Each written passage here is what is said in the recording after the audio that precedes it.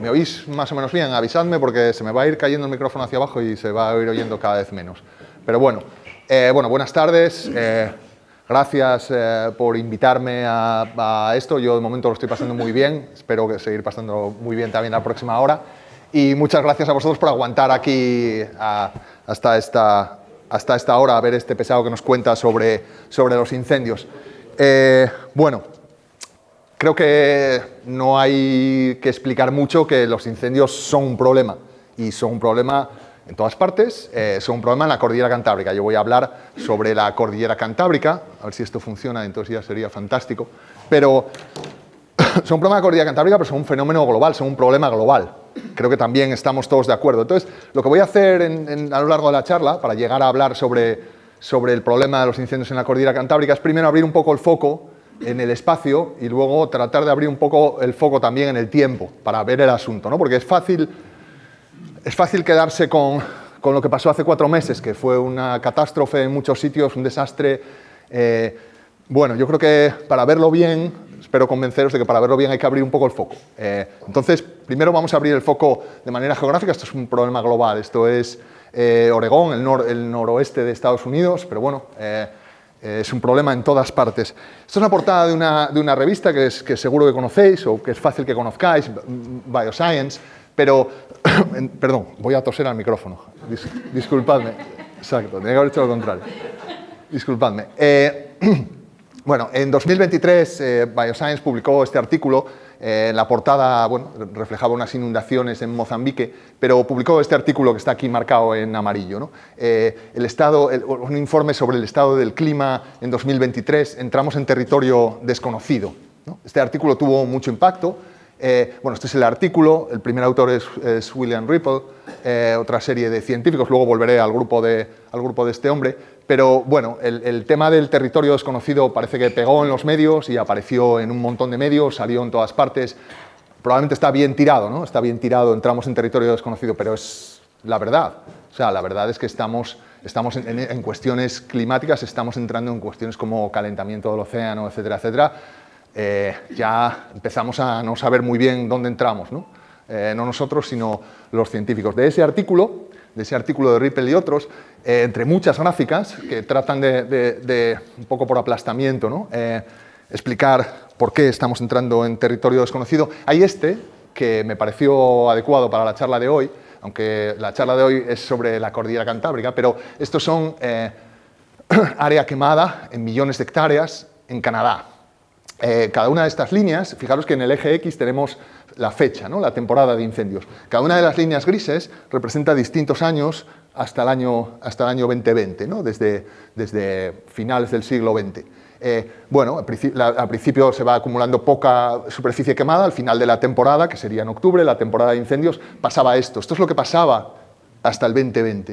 El 2023 es esa línea roja que veis ahí arriba. O sea, efectivamente eso es territorio desconocido. Las temporadas de incendios eran, como veis ahí en gris. Y la temporada de incendios del 2023 fue eso rojo que tenéis ahí arriba, ¿no? Me pareció significativo este gráfico. Otros gráficos más, quiero decir, podemos estar toda la tarde o hasta mañana con gráficos. Pero un par de ellos que a mí me parecen relevantes para abrir el foco del problema de los incendios, pues es de un artículo de Joly y otros de 2015. Aquí lo que refleja el mapa de colores. Ya a lo largo del día alguien ha puesto un par de mapas de este estilo, ¿eh? Es reforzar, digamos, un poco la misma idea. Pero este es el cambio de la duración de la temporada de incendios. ¿Cuánto dura la temporada de incendios? En rojo, hasta en colores más cálidos, hasta el rojo.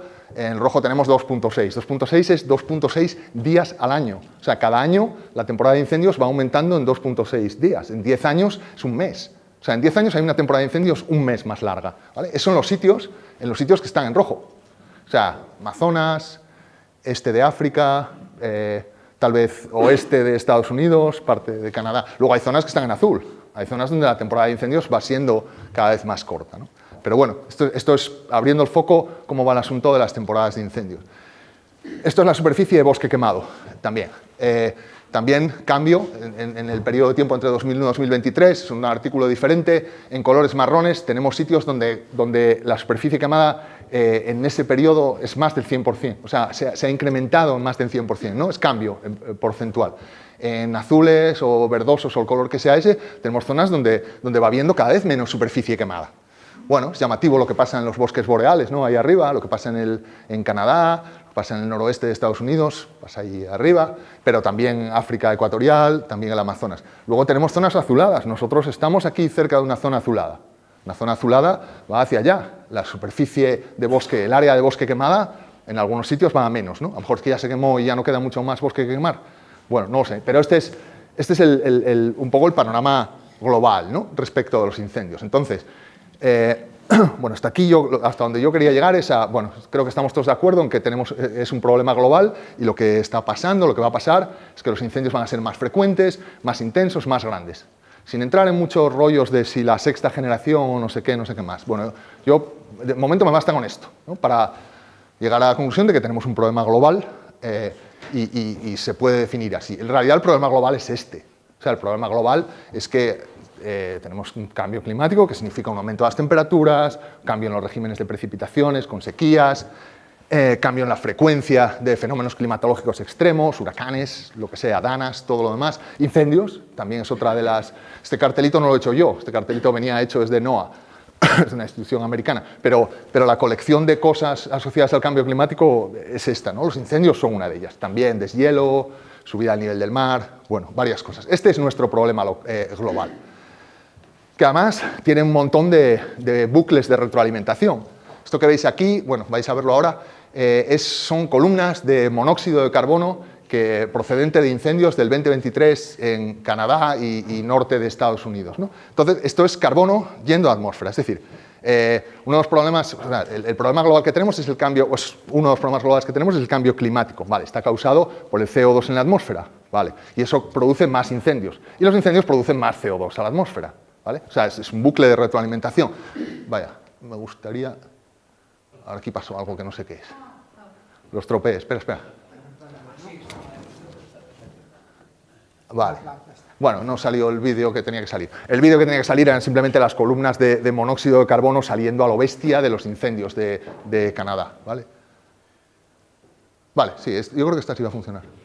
Vale, entonces, los científicos, como Ripple, el que os enseñaba antes, hay una alianza de científicos que se dedican, o nos dedicamos un poco a avisar a la población avisar a la población de hacia dónde vamos, ¿no? Pero fijaros que las cosas que se proponen son basadas en evidencia, científicas y orientadas a la acción. ¿Qué podemos hacer? ¿Qué tenemos que hacer? La ciencia tiene claro lo que tenemos que hacer respecto al problema global, ¿eh? Luego vendré a la cordillera cantábrica. Pero lo primero, tenemos que producir menos energía, tenemos que consumir menos energía de manera más eficiente y sobre todo la energía tenemos que producirla sin quemar nada, sin quemar cosas. Sin quemar carbón, ni petróleo, ni gas natural, ni biomasa, ni nada si podemos. Vamos a dejar de soltar carbono a la atmósfera. Vale, ese es el primer punto. El segundo, tenemos que tener cuidado también con otras fuentes de polución, metano, otras cosas, otro tipo de cosas que tienen una actividad sobre el clima muy, muy potente, ¿no? Tenemos que tener cuidado con eso.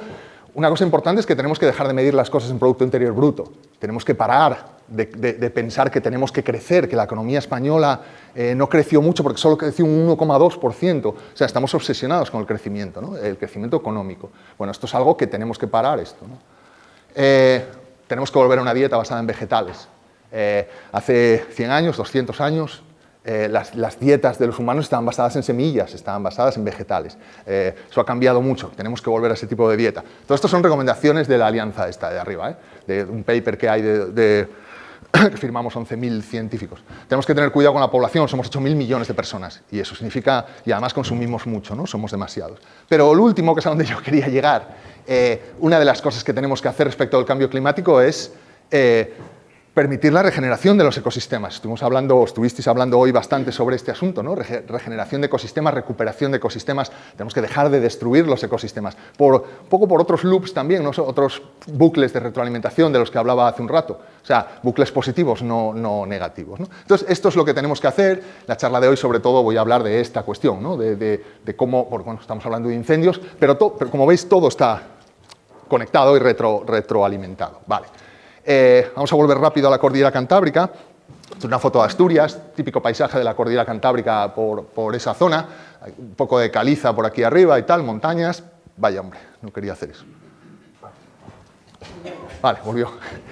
Voy a dejar de señalar con el puntero porque acabo haciendo líos. Zonas de bosque, zonas de pastos y zonas aquí. Eso son cicatrices de fuegos. Eso son zonas que no se quemaron el año pasado, tal vez ni el anterior, y eso también. Esas laderas son el resultado de fuego y fuego y fuego y fuego y más fuego durante años y más años, ¿vale? Entonces, este es un poco el paisaje de la cordillera cantábrica. Voy a tratar de ir rápido porque supongo que no necesito convenceros mucho de cuáles son los impactos de los incendios, ¿no? De que esto es un problema serio. O sea, los incendios son un problema serio. Son un problema serio a nivel global y son un problema serio en la cordillera cantábrica. Bueno, el primer impacto de los incendios es que queman vegetación, desaparece la vegetación, tal vez el más importante y desde luego el más evidente, ¿no? También desaparece la fauna, también hay mucha fauna que no es capaz de irse y se quema. El caracolito blanco muerto después de un incendio es un clásico, ¿no? Pero hay otras muchas cosas más, fauna que está afectada por los incendios. Ayer y antes de ayer, 27 de noviembre, hay un grupo de investigadores que esta vez lo hice bien, tosí fuera, que han recopilado información sobre lo que pasó este año, ¿no? Sobre el impacto de los incendios del 2025, sobre biodiversidad protegida y o amenazada. Entonces, bueno, presentarán, el informe lo han presentado en un par de actos, el último ayer me parece, pero creo que la idea es sacar un informe público para que todo el mundo podamos leerlo, ¿no? Pero el análisis es en la cordillera cantábrica, el impacto de los incendios en la cordillera cantábrica en el 2025, sobre lobos, osos, desmanes, urogallos, un par de especies de plantas que no sabría reconocer, pero, bueno, plantas endémicas de la cordillera, ya soy zoólogo. Vale, seguimos con los impactos de los incendios. Suelos, o sea, los suelos se terminan degradando, toda la flora, la fauna, los hongos, todo esto se acaba perdiendo con los incendios. Esa es otra de las víctimas, ¿no? Otro de los impactos de los incendios. En una zona como la cordillera cantábrica, todo esto además lleva erosión. La cordillera cantábrica tiene pendientes muy fuertes y llueve mucho. Entonces, lluvia, después de un incendio, zonas con pendiente, pues esto acaba produciendo erosión, acaba produciendo argallos, acaba produciendo que las laderas se caen y entonces ya sí que no hay suelo que recuperar, o sea, ya lo que queda es un pedregal, ¿no? Desde luego los incendios tienen un problema para la salud directa, no ya solo para la salud a través de otras cosas, sino estamos respirando todo esto.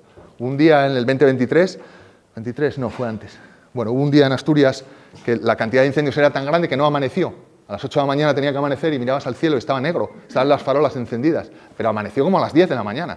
O sea, hasta las 10 de la mañana no empezamos a ver el sol. Había tal nube de humo en la zona por donde salía el sol que no amaneció. Y eso, bueno, pasa de vez en cuando, ¿no? Pero eso quiere decir que estamos respirando humo con un montón de partículas, de productos químicos. Bueno, hay un efecto directo sobre la salud. Y luego hay un efecto sobre la economía. O sea, lo que se pierde si tú tienes una plantación, si tú tienes una inversión ahí, formas más indirectas, bueno, es como una guerra, ¿no? Si se te queman casas, negocios, terrenos, o sea, también hay un impacto sobre la economía. Pero bueno, creo que no me hace falta convenceros mucho de que hay muchos impactos y todos bastante malos. O sea, que un incendio es un problema, ¿no? Entonces, bueno, por eso en el 2025 se montó la que se montó. O sea, se montó la que se montó con incendios y se montó la que se montó con declaraciones, opiniones, gente diciendo cosas, ¿no? Yo incluido, pero yo pasaba por allí nada más.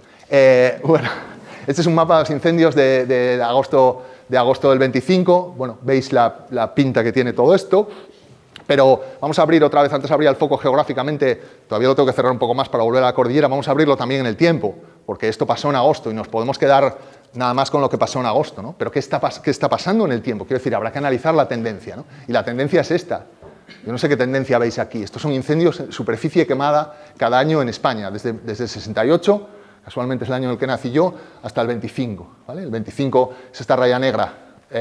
Pues sí, subió, o sea, hubo muchos. Del 24 al 25 subió mucho, pero yo aquí tendencias, no sé qué tendencias veis vosotros, sin hacer un análisis de series temporales serio, ¿no? Pero simplemente viendo esto, bueno, entre mitad de los 70 y mitad de los 90, quemaba mucha superficie en España. Esto es toda España.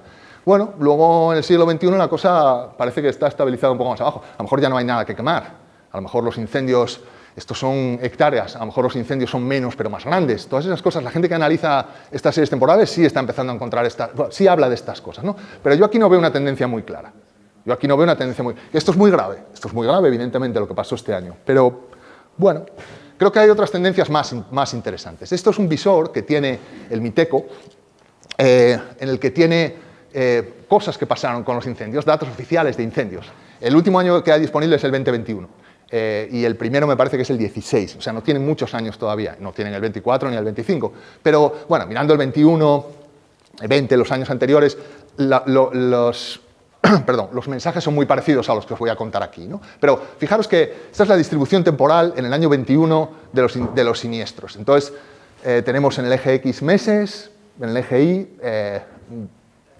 número de siniestros, 2000, 1000, los que sean. Aquí abajo superficies. Superficie, una cosa importante, fijaros para lo siguiente que os voy a enseñar, superficie arbolada en verde oscuro, no arbolada en verde más claro, herbácea en un color grisáceo, ¿no? Pero parece claro, tanto en superficie como en número de siniestros, que hay dos picos, y sobre todo el pico es en verano. O sea, cuando hay incendios en verano, eso es lo que te dice el del telediario de Telecinco, ¿no? Que los incendios son en verano. Pero, bueno, antes alguien puso un mapa y David hizo un dibujito aquí también sobre esto. Considerar todo lo que pasa en España junto igual no tiene mucho sentido, porque son dos biomas completamente diferentes, no tiene nada que ver lo que pasa aquí, lo que pasa en Asturias, lo que pasa en Galicia, con lo que pasa en Valencia o en Cádiz o en Huelva, nada. Nada, porque es que no son ni las mismas especies, ni el mismo clima, ni nada. Pero no porque lo diga yo o porque lo diga, sino, bueno, cualquier libro de texto encuentra esto. Entonces yo creo que es importante analizar las cosas teniendo en cuenta esto. Teniendo en cuenta que estamos aquí hoy, yo normalmente estoy ahí, y lo que pasa con los incendios, bueno, en la cordillera cantábrica probablemente sea un poco diferente. Entonces, en este visor, la gente del MITECO ha hecho una cosa muy guapa, y es que estos son los datos de toda España. Pero si pinchas ahí, te da solo el noroeste, te da solo esa zona, que por cierto no incluye el País Vasco, se para en Cantabria, el País Vasco estaría incluido en las comunidades interiores, no en amarillo. Pero vamos a coger los datos en azul, que tampoco es exactamente la cordillera cantábrica porque coge Zamora, pero sí encaja bastante bien con la zona biogeográfica de la que os hablaba antes. Y resulta que en el noroeste los incendios no son principalmente en agosto. En la cordillera cantábrica no se quema en agosto, se quema en febrero, marzo, abril. El máximo de siniestros se produjo en marzo, en el 2021, con 670. El máximo de superficie se produjo en febrero. O sea, no es cuando hace más calor, no es cuando la vegetación está seca, no es que no nos cuenten movidas. Eso nos lo cuentan en el telediario de Madrid, pero en la cordillera cantábrica eso no es así. Eso no es así. Otra cosa importante para seguir analizando son las causas. Aquí en colorinchis nos van diciendo las causas, ¿no? Intencionados en rojo, desconocida, accidentes, rayos en amarillo, vale, todos los incendios de España, vale. La conclusión de España del 2021 es que el 84%, casi el 84% de los incendios se producen por la acción humana. Las causamos nosotros, los humanos, por accidente, negligencia o a mala leche, o de forma intencional. Pero el 83%. Vale, pero eso es España, son dos zonas biogeográficas distintas. ¿Qué pasa en el noroeste? En el noroeste es el 94%. Fue en el 21. Es decir, todos los malditos incendios, salvo alguna cosilla, como decía Rajoy, son intencionados, los causamos nosotros. El 79.6% son intencionados. Ya no es que estabas utilizando maquinaria y se te fue una chispa y se quemó, sino que lo quemaste tú aposta, lo quemó alguien aposta, el 80%, 79.6%. ¿Vale? Entonces, para mí, para analizar el problema de los incendios, para que nos cuenten cosas o para hablar cosas sobre incendios, hay que pensar todo esto. Hay que pensar cuándo se quema la cordillera cantábrica, en qué época del año y por qué, y quién la quema. ¿Quién la quema? La quemamos nosotros. Entonces, bueno, yo creo que esto es... Perdón, voy a echar un trago de vodka que me traje y luego sigo, ¿no? Pero creo que esto es importante, o sea, que es importante estas dos cuestiones para analizar el problema, para no tragarnos sin masticar algunas cosas, ¿no? Bueno. Vale, entonces, ¿qué hacemos? O sea, sabemos que es un problema global, sabemos que no hay una tendencia muy clara en España, sabemos cómo pasan las cosas en la cordillera cantábrica, perfecto. ¿Y ahora qué hacemos? O sea, no solo los que estamos aquí, que igual no somos un promedio de la sociedad, ¿no? Somos gente que sabemos un poco más y que pensamos un poco más en este tipo de cosas. Bueno, ¿qué hacemos como sociedad? ¿Qué hacemos? Bueno, primero es apagarlos, ¿no? O sea, una vez que hay un incendio hay que apagarlo. Y hay que apagarlo con lo que tengamos. O sea, fotos de Asturias, una cosa relevante es que lo que se ve quemando de arriba son pinos, ¿vale? Pero las fotos en Asturias, vale. Este señor fue con su tractor y la cuba de los purines a ver qué hace ahí, a ver si apagamos esto, ¿no? O sea, hay que apagarlos. Y hay que apagarlos con profesionales, evidentemente, o sea, con medios públicos. Bueno, si tenemos pasta para aviones y para helicópteros, pues también tenemos que tener capacidad para extinguir los incendios. Es esencial. Todo lo demás que estemos hablando mientras se quema el monte no nos sirve de mucho, ¿no? Necesitamos tener bomberos, necesitamos tener una unidad militar de emergencias, que tiene unos camionacos así de grandes, lo que sea. Tenemos que apagar los incendios. Vale, eso está claro, eso está fuera de toda duda. ¿Cuánto ponemos, cuánto invertimos del presupuesto público en, perdón, en extinción? Pues no sé, yo creo que más de lo que estamos poniendo. Pero bueno, eso es una decisión más bien política. Pero mi argumento, lo que yo quiero decir, y donde creo que armé el lío en agosto cuando me preguntaron, es que necesitamos prevenir. Lo que pasa es que lo que se llama prevenir muchas veces en el telediario de Telecinco, bueno, yo no estoy de acuerdo con que eso sea prevenir, eso es otra cosa distinta. Pero bueno, la prevención, si aceptamos los datos del MITECO, que os enseñaba antes, de que más del 90% de los incendios en la cordillera cantábrica están causados por humanos, como el 80% a mala leche, pero el 80% a mala leche, pero todavía, o sea, rayos, no hay rayos, no me cuentes cuentos de rayos, porque no hay rayos, son el 3%, 5%, el 4%, depende de los años. Si tenemos, bueno, luego vuelvo a los rayos. Yo creo que lo primero que tenemos que hacer es desincentivar. Hay una economía del fuego en la cordillera cantábrica. Esa gente, ese 80% de incendios que son intencionados, alguien los hace porque gana algo. Habrá alguno, hay también desgloses estadísticos, gente que está mal de aquí arriba o que quiere joder a un vecino, pero esos son muy pocos. La mayoría de los incendios, alguien gana algo quemando el monte. O sea, alguien obtiene un beneficio. Y ahí hay... El problema es súper complejo, porque el beneficio en Asturias, de la gente que quema el monte en Asturias, es muy distinto del beneficio en el norte de Castilla y León, por ejemplo, o en Galicia. Cantabria yo creo que es más parecido a Asturias. Hay muchas casuísticas, hay muchas razones por las cuales alguien gana algo quemando el monte.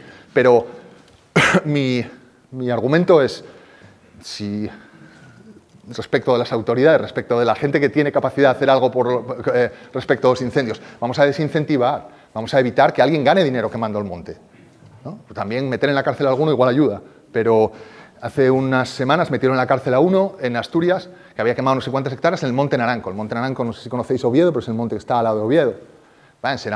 Venía hasta aquí de farlopa, de fiesta, y le dio por quemar el monte, y armó la de Dios porque estaba todo muy seco. Y lo van a meter en la cárcel. Pero los cientos de incendios que hay todos los años en parques naturales, en parques nacionales, tú vas al pueblo y en el bar del pueblo todo el mundo sabe quién quemó ese. Esos no van a la cárcel ninguno. Y esos son los que ganan algo. El de la farlopa estaba mal de la cabeza, o chutado o lo que sea, ¿no? Pero bueno, muy importante la educación, muy importante la educación. Hay que explicarle a la gente las cosas y hay que explicarle que tenemos que es una responsabilidad, ¿no? Cómo nos comportamos y cómo actuamos respecto de situaciones en las que cada vez va a haber más sequía o cuando la temperatura es muy alta o lo que sea, ¿no? Yo creo que la educación ambiental en general y respecto del tema de los incendios en particular es muy, muy importante.